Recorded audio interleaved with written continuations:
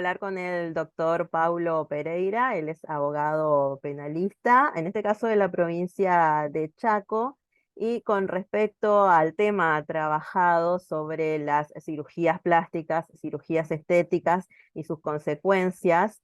Hablamos de mala praxis en este caso, algunos casos gravísimos que llegaron a la muerte. Y le pregunto, doctor, en principio, ¿por qué es tan difícil hacer un reclamo por mala praxis? Si se puede probar o cómo es el procedimiento. Bien, hola, ¿qué tal? Buenas noches. ¿Qué tal? Eh, Antes de nada, gracias por la invitación para esta entrevista, este diálogo, ¿no? Sí.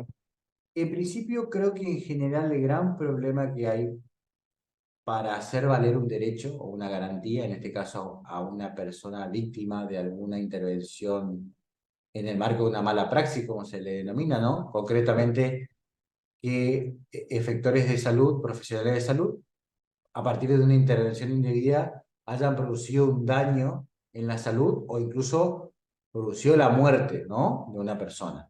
Sí. Creo que uno de los grandes problemas de nuestra cultura cívica, en el sentido de saber que si hay una profesión que está absolutamente protocolarizada, su intervención reglada, es la actividad de los efectores de salud. Llámese médicos, médicas, enfermeros, enfermeras, anestesistas, ¿sí? Sí. Todo lo que implica, y esto ha sido casi desde el comienzo de la labor, digamos, que han tenido a lo largo de la historia mundial las personas que trabajan para el bienestar de la salud de otras personas, ¿sí? Que de eso se trata, ¿no? Sí. Eh, Creo que uno de los problemas que hay es que no se sabe y por algún motivo no se comunica de manera adecuada que hay leyes, decretos, resoluciones, tanto a nivel internacional ni hablar, nacional y local, que no solo regulan cómo debe ser cada una de las intervenciones médicas, voy a usar la palabra médica, pero es omnicomprensiva, digamos, de la enfermería, de la del anestesista y demás, sino la autoridad de aplicación de esto, que es el Ministerio de Salud de la Nación o de la provincia, en su Sí. caso. De fiscalización sanitaria, para ser más preciso, ¿sí? Que lleva el control no solo de las personas físicas, sino de las personas jurídicas. Cuando hablo de personas jurídicas me refiero a lo público y a los sanatorios, por ejemplo, ¿no?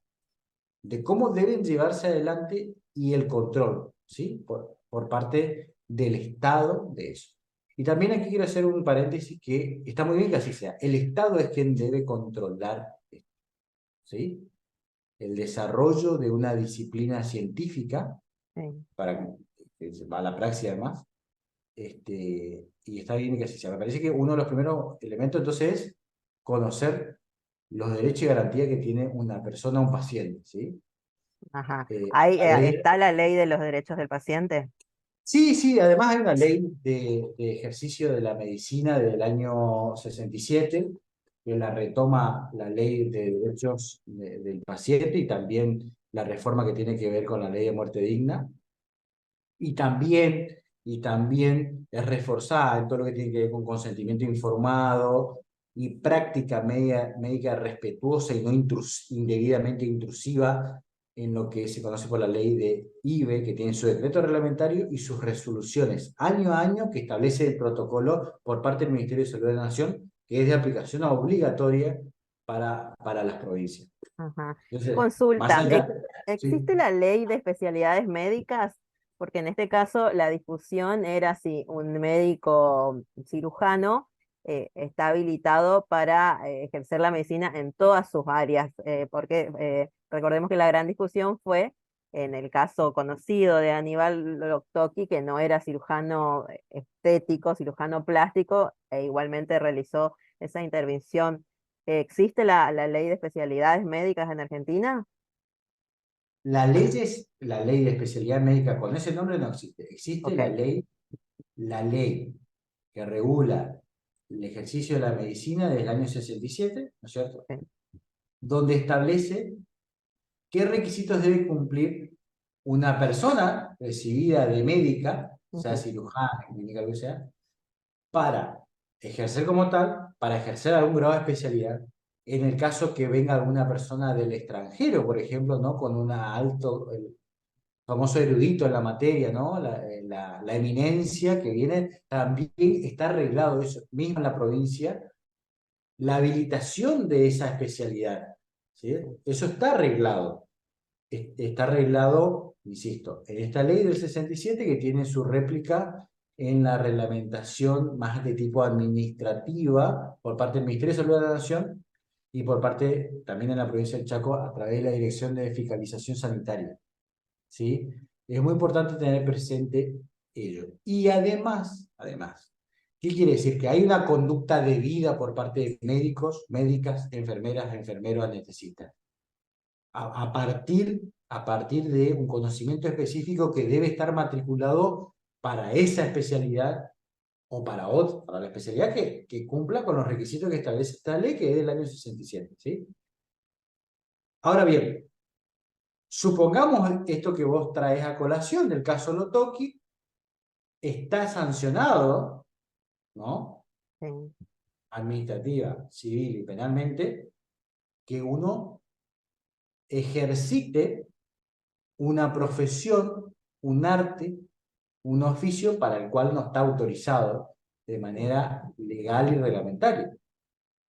De modo que entiendo, en mi criterio, que no está cubierto ese espectro en tanto, supongamos, Lotoki haya ejercido por fuera de aquello que está habilitado en su matrícula, es decir, concretamente una especialización que no, porque eso también está sancionado en esta ley administrativamente, y además si esa acción u omisión a través del ejercicio de una especialidad no autorizada debidamente por la autoridad de aplicación, Ministerio de Salud de la Nación y provincia, decíamos, va a ser penalmente responsable si esa infracción produce un resultado, ya sea lesivo, una lesión corporal, la que fuese, un tratamiento sí, prolongado e indebido, que fuese, o la muerte de la persona, necesariamente debiera traer aparejada una consecuencia jurídica civil y penal. sí. Bueno, en el caso de una cirugía estética, de un cirujano estético que realiza una cirugía plástica, pero esa cirugía sale mal. Por ejemplo, una cirugía de mamas que se tuvo que realizar varias veces, o una cirugía de abdomen que salió mal, quedó mal, y una paciente estuvo muy grave. eh, y además hubo abandono de pacientes. ¿Cuál es el reclamo? ¿Cómo se procede? Bien, antes de nada, pensarlo de nuevo, sé que ante una situación desesperante como es encontrarte que uno va hacia un tipo de cirugía, presta consentimiento informado hacia Sí, un tipo de intervención médica, hacia un tipo que pueda haber contingencias, pero que estas contingencias exceden lo permitido, esa es la palabra técnica y coloquial. Esto es, ese cirujano estético especialista, etcétera, tiene un protocolo a seguir para X intervención estética, ¿no es cierto? Si ese profesional o esa profesional no siguió ese protocolo y produjo un daño, en este caso sería absolutamente desmesurado el tiempo de recuperación, sí, que, que hubo una deformación corpórea o facial, para ser más preciso, una expresión, por supuesto que cabe, cabe realizar una denuncia penal, ¿sí?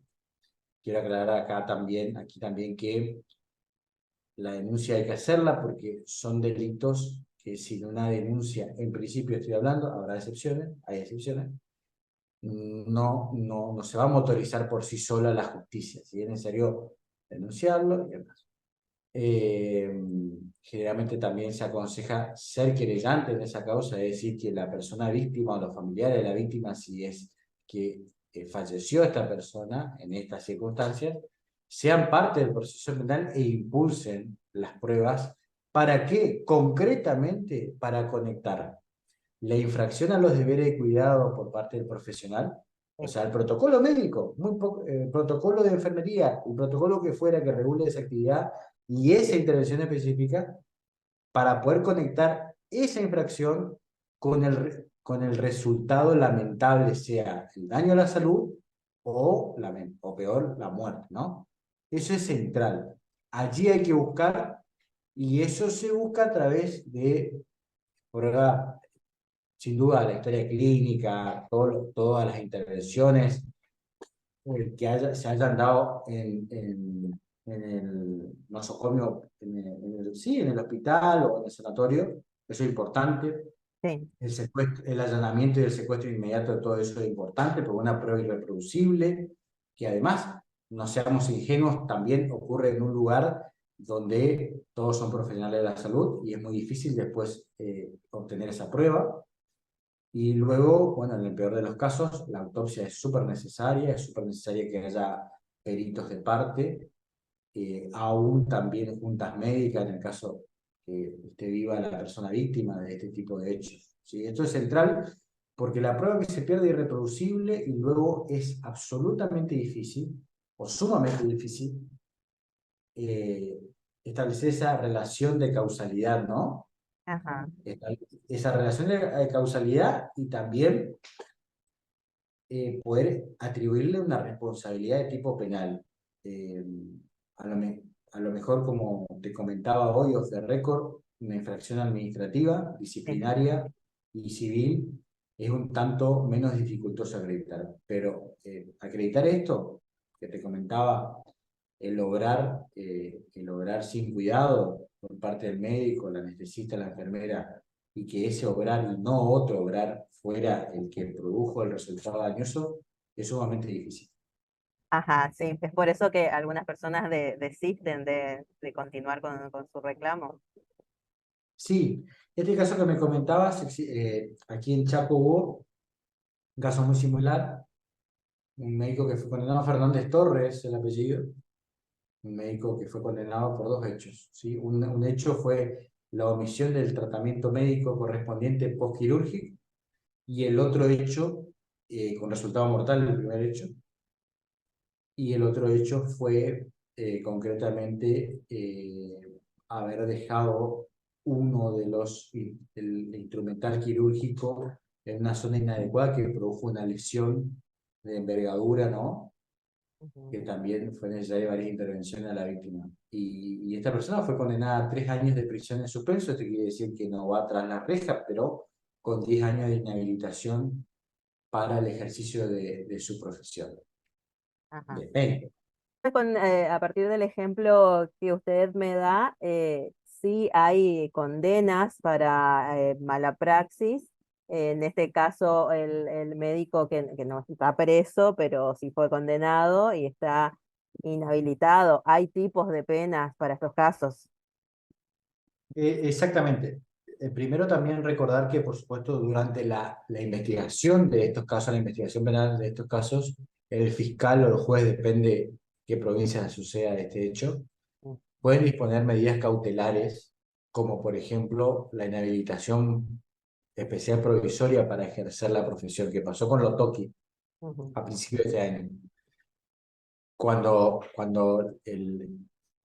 la Cámara de Casación confirmó la condena, le hizo lugar a esa medida cautelar de que hasta que quede firme la condena, finalmente, está inhabilitado durante el proceso para ejercer la medicina, ¿sí? Entonces, también tener presente eso que todos los códigos, en más o en menos, dependiendo de la provincia y a nivel nacional y federal, prevén esta circunstancia de una medida cautelar para evitar consecuencias más gravosas de que un profesional de esta índole prosiga en el mientras tanto de la investigación con actividades de este tipo. Ajá. Eso por un lado. Y con respecto a la pena, si bien es cierto que se puede dar un hecho en el cual la pena sea de cumplimiento efectivo, esto es un homicidio simple, porque había dolo eventual, porque fue muy deliberado el actuar del médico, ¿no? Sí. O, o del profesional de la salud, Hay condenas de cumplimiento efectivo, hay condenas de cumplimiento efectivo aún no firmes también, que están en grado de apelación, de recurso por parte de la defensa. Ciertamente lo que sí lleva siempre consigo es la pena de inhabilitación para ejercer La medicina, la, la medicina o el sí. arte que fuera Ujú. durante por lo menos 10 años aproximadamente, entre 5 y 10 años es lo que los tribunales al condenar aplican, ¿no? De inhabilitación. Ajá, Y es muy importante esto de la inhabilitación y más que incluso la pena de que se comuniquen a los ministerios de salud respectivos y que eso se sepa, porque el gran problema es que una persona puede estar penada y si no hay cruzamiento de datos es como si nada, ¿no? claro, Es un gran problema también. Eso es un gran problema.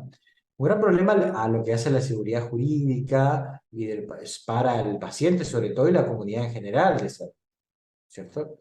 Eh, de modo que pienso que sí hay más, a lo mejor hay más penas por otro tipo de delitos culposos, digo, el típico caso del accidente de tránsito, que está más penado, como hablábamos off the record, que sí, una muerte bajo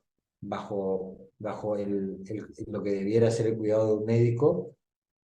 eh, pero hay condenas y, como te decía, va a depender de que la investigación sea pronta, inmediata, exhaustiva, eficaz, ¿sí?